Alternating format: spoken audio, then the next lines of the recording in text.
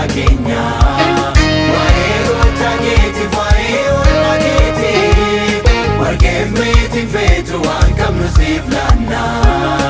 Ooluun kaafudhu galata isaan keenya.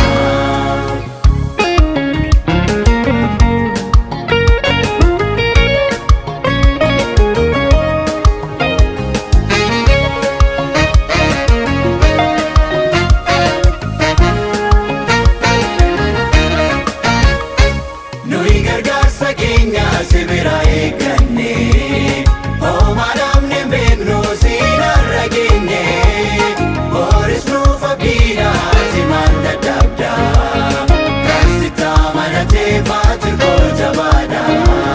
Nuyi gargaarsa keenya sibira eegganne homaa namni beeknu siin argine booris nuuf abdiidhaati maal dadhabda kan sitti amanatee faatirkoo jabaadha. Si galateeffanna Waaqayyo abbaa keenya. Waa'ee gocha keetiif waa'ee oolmaa keetiif warqeef meetiin feetu waan qabnu siif laanna. Ooluun kaafudhu galata isaan keenya. Si galateeffanna Waaqayyo abbaa keenya. Waa'ee gocha keetiif waa'ee oolmaa keetiif warqeef meetiin feetu waan qabnu siif laanna. Ooluun kaafudhu galata isaan keenya.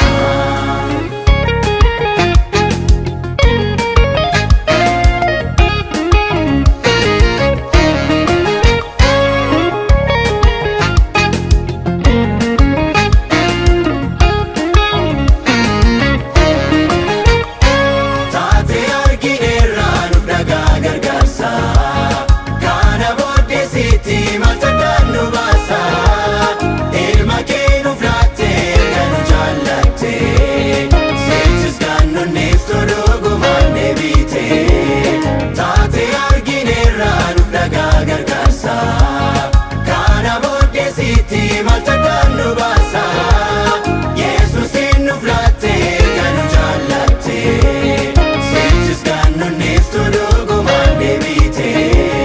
Si galateeffanna Waaqayyo abbaa keenya. Waa'ee gocha keetiif waa'ee oolmaa keetiif warqeef meetiin feetu waan qabnu siif laanna. Ooluun kaafudhu galata isaan keenya.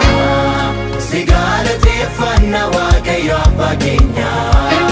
Waa'ee gocha keetiif waa'ee oolmaa keetiif warqeef meetiin feetu waan qabnu siif laanna.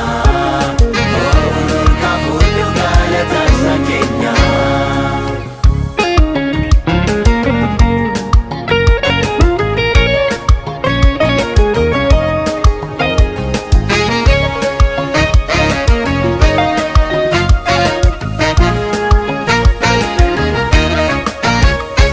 Dhagaa gogaa keessaa bishaan dhangalaaste. Lafa duwwaa keessaas kan deebuu nu baaste.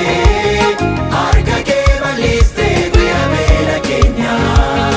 Manna Waaqarraatti soorte lubbuu keenya.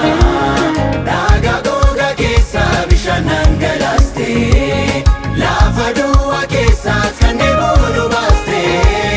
Harka kee bal'iste guyyaa beela keenya. Manna Waaqarraatti soorte lubbuu keenya.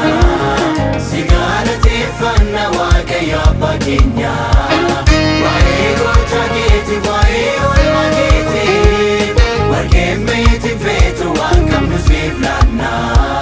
Ooluun kaafudhu galata isaan keenya. Si galateeffanna Waaqayyo abbaa keenya. Waa'ee gocha keetiif waa'ee oolmaa keetiif warqeef meetiin feetu waan qabnu siif laanna.